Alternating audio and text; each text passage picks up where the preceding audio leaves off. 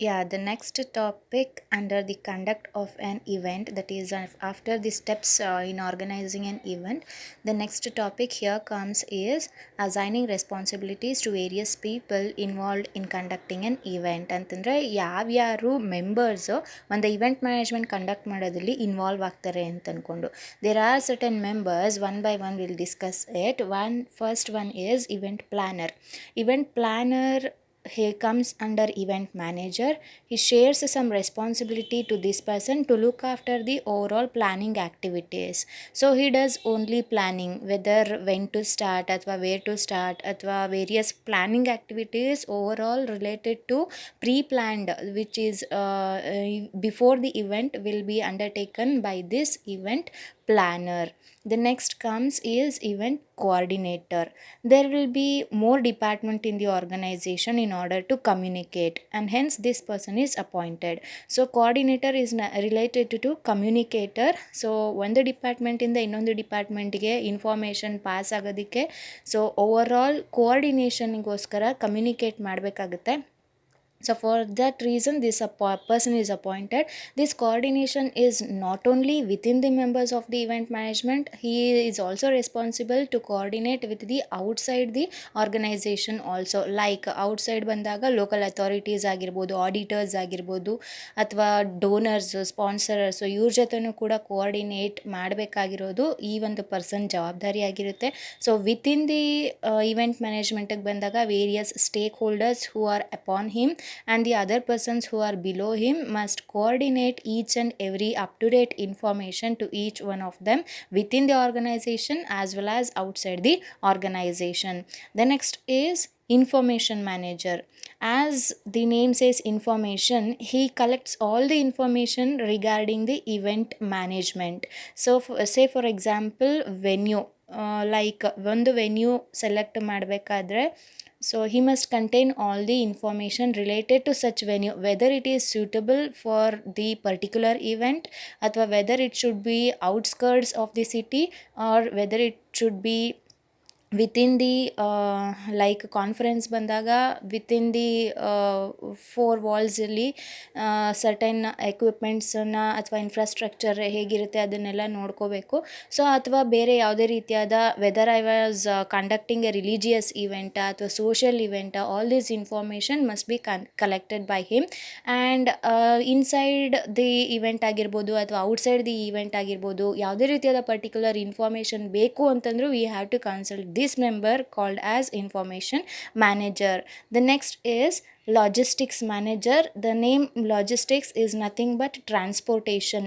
So ಒಂದು ವೆನ್ಯೂಗೆ ನಾವು reach ಆಗಬೇಕು ಅಂತಂದರೆ ಅಲ್ಲಿರೋವಂಥ ಮೆಂಬರ್ಸು ಒಂದು ಟೈಪ್ ಟ್ರಾನ್ಸ್ಪೋರ್ಟೇಷನನ್ನು ಯೂಸ್ ಮಾಡಬೇಕಾಗುತ್ತೆ. ಆ್ಯಂಡ್ ಮೋರ್ ಓವರ್ ಲಾಜಿಸ್ಟಿಕ್ಸಲ್ಲಿ equipments must be handled with care, because huge bulbs ಆಗಿರ್ಬೋದು, ಹ್ಯೂಜ್ ಮೆಷಿನರೀಸ್, ಎಕ್ವಿಪ್ಮೆಂಟ್ಸು, ಸ್ಪೀಕರ್ಸ್ ಆಗಿರ್ಬೋದು, ಈ ರೀತಿ ಟೂಲ್ಸ್ ಎಲ್ಲ ಇರುತ್ತೆ. ಸೊ ಅದನ್ನೆಲ್ಲ ಒಂದು ಕಡೆಯಿಂದ ಇನ್ನೊಂದು ಕಡೆ ಟ್ರಾನ್ಸ್ಪೋರ್ಟೇಷನ್ ಮಾಡಬೇಕಾದ್ರೆ ಕೆಲವೊಂದು ಕಡೆ ಫ್ರೀ ಟ್ರಾನ್ಸ್ಪೋರ್ಟೇಷನ್ ಫೆಸಿಲಿಟೀಸ್ ಕೊಡಬೇಕಾಗುತ್ತೆ. Like when organising the medical checkup camps ಮಾಡಬೇಕಾದ್ರೆ, ಸೊ ಇಂಥ ಟೈಮಲ್ಲಿ logistics manager has to take a careful note regarding the transportation. The next is security manager.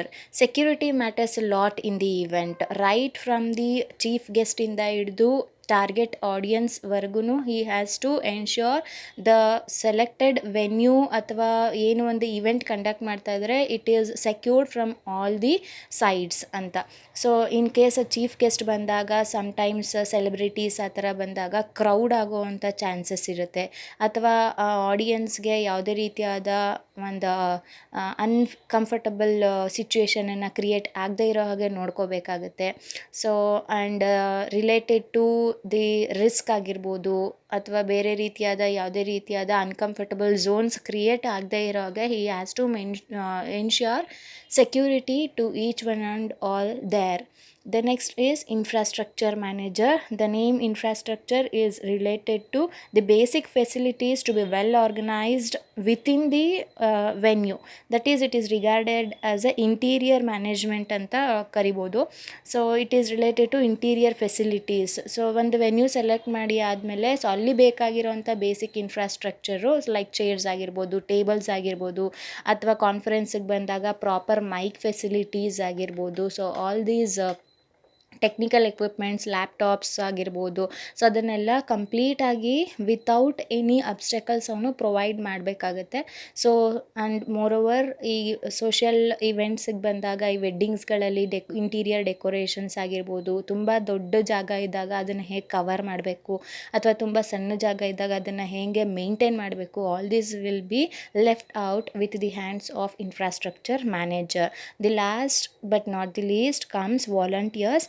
These are the other persons who come forward to act as an helping hand in successful completion of the event. These event volunteers comes as a helping hand for each department. ಯಾವುದೇ ರೀತಿಯಾದ ಡಿಪಾರ್ಟ್ಮೆಂಟ್ಸಲ್ಲಿ ಈ volunteers ಬಂದು they can come forward and act as a helping hand for the successful completion of the event. So as an event manager, as a leader, cannot perform all the entire activities, ಅಥವಾ ಅವನು ಪೂರ್ತಿ ಡ್ಯೂಟಿನ ಅವನೊಬ್ಬನೇ ನಿರ್ವಹಿಸೋದಕ್ಕೆ ಸಾಧ್ಯ ಇಲ್ಲ. Therefore he is going to assign the responsibilities to different people for the success of the business. So those people will be regarded as these managers, and they look after, when they look after their particular department, obviously the success of the event is made sure.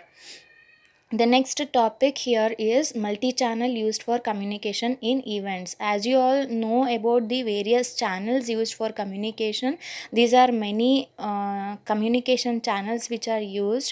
So first is website ads. You are all familiar with this. That is related to Google search ಆಗಿರ್ಬೋದು, ಅಥವಾ ವೆಬ್ಸೈಟಲ್ಲಿ ನಮ್ಮ ಒಂದು company ಬಗ್ಗೆ post ಆಗಿರ್ಬೋದು. So it is related to website ads which is related to online.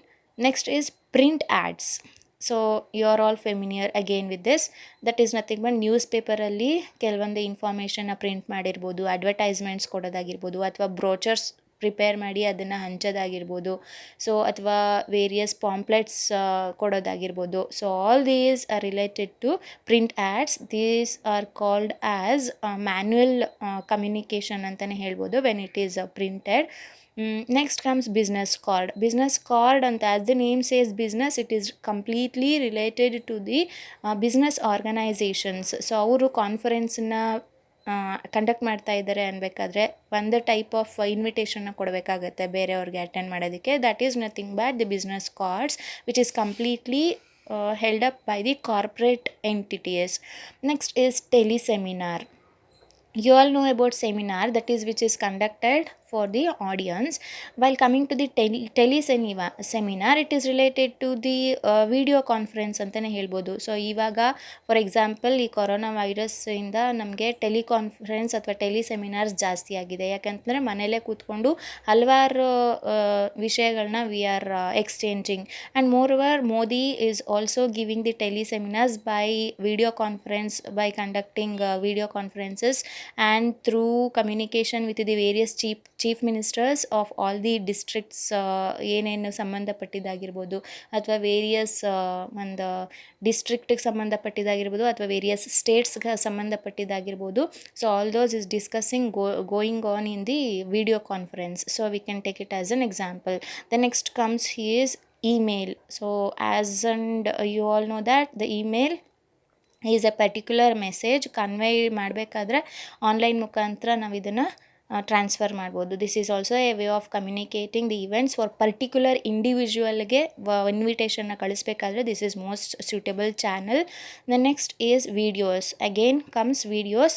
So ಈ ವಿಡಿಯೋಸ್ನ play ಮಾಡೋದಾಗಿರಬಹುದು, like in the public places ಆಗಿರ್ಬೋದು, ಅಥವಾ in the TVs like giving ads ಆಗಿರ್ಬೋದು. So all this is a way of communication.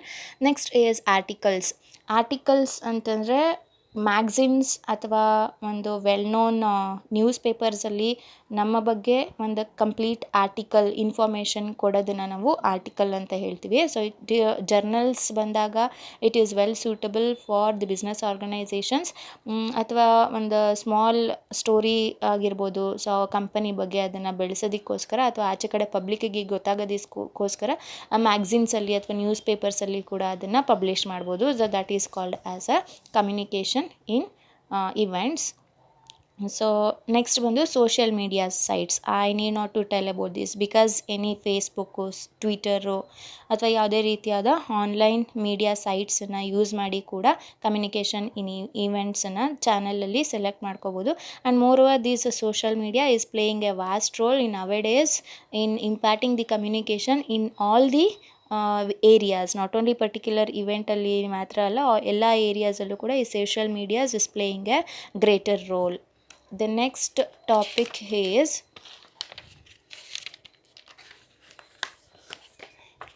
communication strategies. So ಒಂದು event conduct ಮಾಡಬೇಕಾದ್ರೆ ನಾವು ಯಾರ್ಯಾರ ಜೊತೆ ಕಮ್ಯುನಿಕೇಟ್ ಮಾಡಬೇಕು. ಸೊ ಇವಾಗ multi channel use for communication ಆಯಿತು. ಆ ಕಮ್ಯುನಿಕೇಷನ್ನ ಯಾರ್ಯಾರ ಜೊತೆ ನಾವು ಸಂಪರ್ಕ ಮಾಡಬೇಕು ಅಂತಂದರೆ, first things comes here is communication between all the parties involved in the event. So ಅಂತಂದರೆ between all the parties involved in the event ಅಂತಂದರೆ ವಿತಿನ್ ದಿ ಆರ್ಗನೈಸೇಷನ್ ಆಗಿರ್ಬೋದು ಅಥವಾ ಔಟ್ಸೈಡ್ ದಿ ಆರ್ಗನೈಸೇಷನ್ ಆಗಿರ್ಬೋದು. ವಿತಿನ್ ದಿ ಆರ್ಗನೈಸೇಷನ್ ಬಂದಾಗ stakeholders ಬರ್ತಾರೆ, managers ಬರ್ತಾರೆ, ಅಥವಾ securities ಬರ್ತಾರೆ, ಅಥವಾ ವಾಲಂಟಿಯರ್ಸ್ ಕೂಡ ಬರ್ತಾರೆ. ಸೊ ಇವರೆಲ್ಲರ ಜೊತೆ ಕಮ್ಯುನಿಕೇಟ್ ಮಾಡಿ ಒಂದು ಇವೆಂಟನ್ನು ಸೆಲೆಕ್ಟ್ ಮಾಡ್ತಿದ್ದೀವಿ ಅಥವಾ ಒಂದು ಇವೆಂಟನ್ನು ನಾವು ಮಾಡಿಕೊಡ್ತಾ ಇದ್ದೀವಿ ಅಂತಂದರೆ ಇವರೆಲ್ಲರ ಜೊತೆನೂ ಕಮ್ಯುನಿಕೇಟ್ ಮಾಡಿದಾಗ ಮಾತ್ರ ಸಾಧ್ಯ ಆಗುತ್ತೆ. Event manager can only act upon taking the decision regarding this. The next is during the event itself.